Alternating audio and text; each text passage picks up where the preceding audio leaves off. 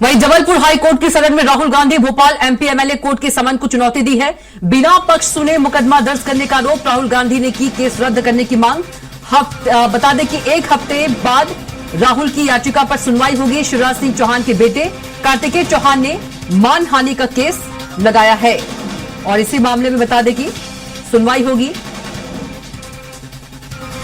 तो अब high court में आमने सामने होंगे राहुल गांधी और कार्तिकेय चौहान। तो भोपाल एमपी एमएलए कोर्ट के समन को राहुल ने चुनौती दी। अगले हफ्ते बता दें कि सुनवाई होगी।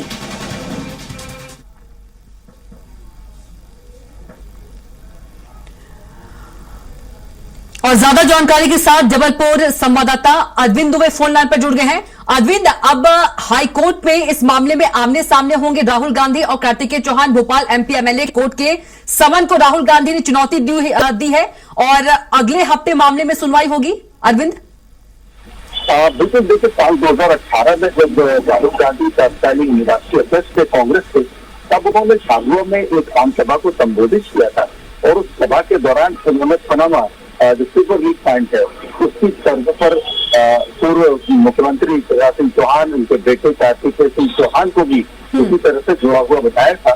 तो कार्तिकेय चौहान ने इस पूरे बयान को अपनी छवि खराब करने के तौर पर देखा था और उसके बाद उन्होंने एमपी एमएलए कोर्ट जो भोपाल में है वहां पर उन्होंने मामला दायर किया था राहुल गांधी के खिलाफ। इस पर लगातार सुनवाई चल रही थी। अभी एमपी एमएलए कोर्ट के मजिस्ट्रेट साहब ने अभी राहुल गांधी के नाम पर एक सम्मन जारी किया है जिसमें उनकी उपस्थिति की बात करी गई है। इस सम्मन को लेकर अब राहुल गांधी के जो वकील है वो हाईकोर्ट में आए हैं और अब इस पूरे मामले को ही उन्होंने चैलेंज किया है कि पूरा मामला गलत है। इस तरह की कोई भावना राहुल गांधी की नहीं थी और इस तरह से उनका नाम जोड़ा जाना भी ठीक नहीं है। इस मामले को हाईकोर्ट में अब दिया गया है।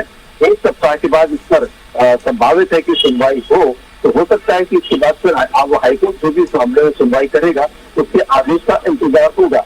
लेकिन इसके साथ ही अब मध्य प्रदेश में शिवराज सिंह चौहान, उनके बेटे कार्तिकेय चौहान और वर्सेस राहुल गांधी, ये एक तरह की बयानबाजी का जो दौर शुरू हुआ है तो ये अब मान के चलिए कि राजनीतिक तूफान तक पहुंचेगा।